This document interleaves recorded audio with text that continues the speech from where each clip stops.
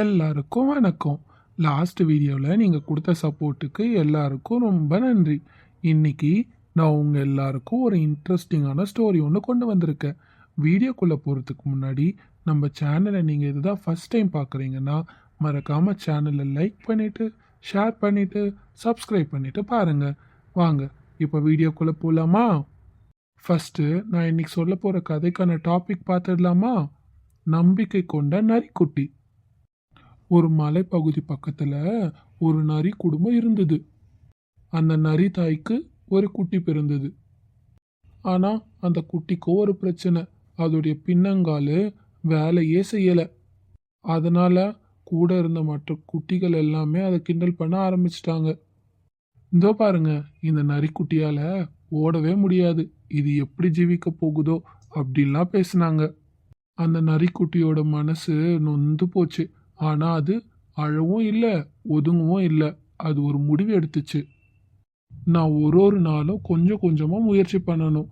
ஒரு நாள் நிச்சயமாக நல்லா நடக்க கற்றுக்குவேன்னு. அது முதல்ல பயிற்சி ஆரம்பிச்சது. நிதானமாக முன்னாடி நகர்ந்தது. தினமும் கொஞ்சம் தூரம் நடந்தது. வலி இருந்தாலும் சோர்வாக இருந்தாலும் அது எப்பவுமே நம்பிக்கையோடு தான் இருந்தது. மாசங்க போச்சு. கொஞ்சம் கொஞ்சமாக அதோடைய காலோ வலிமை அடைஞ்சுது. நரிக்குட்டி ஓடவும் நடக்கவும் ஆரம்பிச்சுது. ஆனால் அதனால் ரொம்ப வேகமாக ஓட முடியல. ஆனால் அந்த நரிக்குட்டியோ நம்பிக்கையை மட்டும் விடலை. ஒரு நாள் பெரிய புலி அந்த மலைக்குள்ளே வந்துச்சு. எல்லா நரிக்குட்டிகளும் பயந்து ஓட்டம் போட ஆரம்பிச்சாங்க. ஆனால் அந்த நரிக்குட்டிக்கு மட்டும் வேகமே இல்லையே. இப்போ என்ன பண்ணலாம்? அது ஓடாம ஒரு மரத்துக்கிட்ட போய் நின்றுச்சு. அப்ப அங்க ஒரு எலியை பார்த்துச்சு. உடனே அந்த எலிக்கிட்ட சொல்லிச்சு, என்னால் ஓட முடியாது, நீ புலிக்கிட்ட ஓடி அதனோட கவனத்தை மட்டும் கொஞ்சம் அந்த பக்கம் இந்த பக்கமாக திருப்பு, நான் இந்த இடத்த விட்டு தப்பிச்சிடுறேன்ட்டு. எலியும் ஒத்துக்கிட்டு புலிக்கிட்ட ஓடிச்சு. புலி அதை கவனிக்கிற வரைக்கும் நரி என்ன பண்ணுச்சு, அங்கேருந்து முடிஞ்ச வேகத்தில் ஓடி தப்பிச்சிடுச்சு. அந்த நாளைக்கு அப்புறம் யாரும் அந்த நரிக்குட்டியை கிண்டலே பண்ணலை.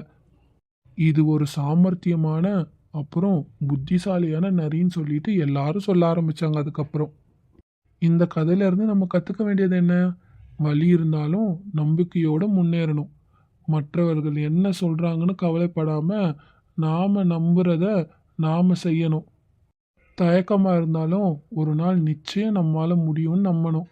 நேரம் எடுத்தாலும் பரவாயில்ல, நம்ம நம்பிக்கையை மட்டும் கைவிடக்கூடாது. நமக்கு நம்ம மேலே நம்பிக்கை இருந்தால் வாழ்க்கையில் எதுவாக இருந்தாலும் சாதிக்க முடியும். இன்னைக்கு என்னுடைய ஸ்டோரி இவ்வளவுதான். அடுத்த ஸ்டோரியில் நாளைக்கு உங்களை மறுபடியும் சந்திக்கிறேன். இருங்க இருங்க, கதை முடிஞ்சிடுச்சுன்னு சொல்லிட்டு போயிடாதீங்க. இன்னொரு ஸ்டோரி இருக்குது. வாங்க, நான் உங்களுக்கு எல்லாருக்கும் ஒரு இன்ட்ரெஸ்டிங்கான ஸ்டோரி சொல்கிறேன். ஒரு நாள் காட்டில் ஒரு சிறுத்தை ரொம்ப பசியில் இருந்துச்சான். கரெக்டாக அந்த டைம்னு பார்த்து காட்டில் ஒரு கருப்பு மானையும் ஒரு புள்ளி மானையும் பார்த்துதான். ரெண்டு மானுமே மலை அடிவாரத்தில் மேய்ஞ்சிட்டு இருந்துதான். சிறுத்தை ரொம்ப மெதுவா அந்த மலை அடிவாரத்துக்கே போச்சான். ஆனா சிறுத்தையோ எந்த மானை சாப்பிட்றதுன்னு சொல்லிட்டு முடிவே பண்ணலையாம். அதே நேரத்துல அங்க இருந்த மான் ரெண்டும் சிறுத்தைய பார்த்துடுச்சு. சிறுத்தைய பார்த்த வேகத்துல ஒன்னு வலது பக்கமும் ஒன்னு இடது பக்கமும் பிச்சுக்கிட்டு ஓடிச்சான். சிறுத்தை அந்த இடத்துக்கு வந்து நின்றுட்டு, ஐயோ எதை துரத்துறது அப்படின்னு ரொம்ப நேரம் யோசிச்சுட்டான்.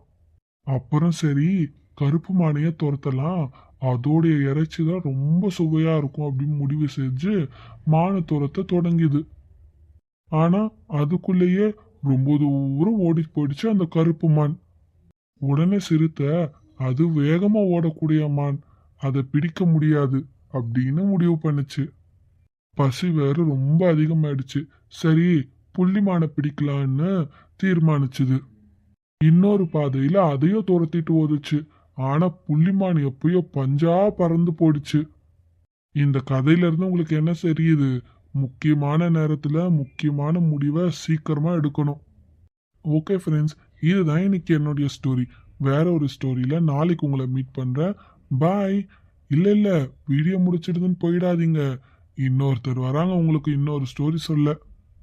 ஹாய் ஃப்ரெண்ட்ஸ், வாங்க இன்னொரு ஸ்டோரி பார்த்துடலாமா? ஒரு புலி கல்யாணம் பண்ணிக்கிட்டு ரிசப்ஷன் வச்சது. எல்லா விலங்குகளும் விருந்து சாப்பிட்டுட்டு புலி ஜோடிய 4 அடி தள்ளி நின்று வாழ்த்திட்டு போச்சு. மாப்பிள்ளை புலிக்கோ கர்வம் தாங்கல. திடீர்னு ஒரு பூனை மட்டும் சரசரன்னு புலிகிட்ட போயிட்டு கையை கொடுத்து வாழ்த்து சொல்லுச்சு. புலிக்கோ ஆத்திரம் வந்துடுச்சு.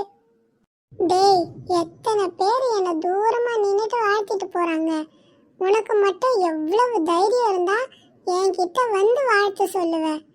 நான் புலிடா சொல்லுச்சு. அந்த பூனையோ கெக்க புக்கன்னு சிரிச்சுட்டு, டே கிறுக்கு பையல, நானும் கல்யாணத்துக்கு முன்னாடி புலிதான்டா சொல்லிட்டு ஓடி போயிடுச்சு. இந்த கதையில இருந்து என்ன தெரியுது? புலிய கூட பூனையா மாற்றும் வல்லமை படைத்தவர்கள் பெண்கள். லாஸ்ட் கதை உங்க எல்லாருக்கும் பிடிச்சிருக்கும்னு நினைக்கிறேன். வாங்க, உங்களுக்கு நான் இன்னொரு ஸ்டோரியும் சொல்றேன். ஸ்கூல்ல இருந்து ஒரு பையன் சீக்கிரமா வீட்டுக்கு வந்துட்டானாமா. அம்மா, ஏன்டா ஸ்கூல்ல இருந்து சீக்கிரமா வந்துட்ட அப்படின்னு கேள்வி கேக்குறாங்க.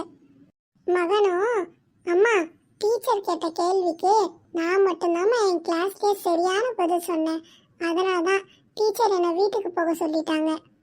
அம்மாக்கோ சந்தோஷம் தாங்கல.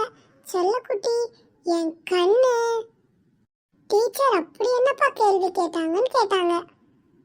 அதுவாமா, 10 அடி தள்ளி நின்று என் மேல ராக்கெட் விட்டது யாருன்னு கேட்டாங்கம்மா. அதுல நான் தான் ராக்கெட் விட்டேன் நானே ஒத்துக்கிட்டேன்.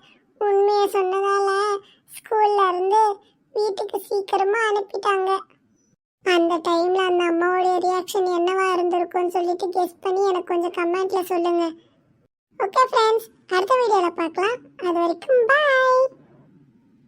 இந்த சேனலை நீங்க இப்பதான் ஃபர்ஸ்ட் டைம் பாக்குறீங்கன்னா மறக்காம சேனலை லைக் பண்ணிட்டு, ஷேர் பண்ணிட்டு, கமெண்ட் பண்ணிட்டு, சப்ஸ்கிரைப் பண்ணிட்டு பாருங்க. இந்த கதை உங்களுக்கு ரொம்ப பிடிச்சிருந்ததுன்னா மறக்காம கமெண்ட்ல ப்ளூ கலர் ஆர்ட்டின்னு சென்ட் பண்ணுங்க, பார்க்கலாம். நாளைக்கு இன்னொரு இன்ட்ரெஸ்டிங்கான வீடியோல பார்க்கலாம். அது வரைக்கும் பாய்.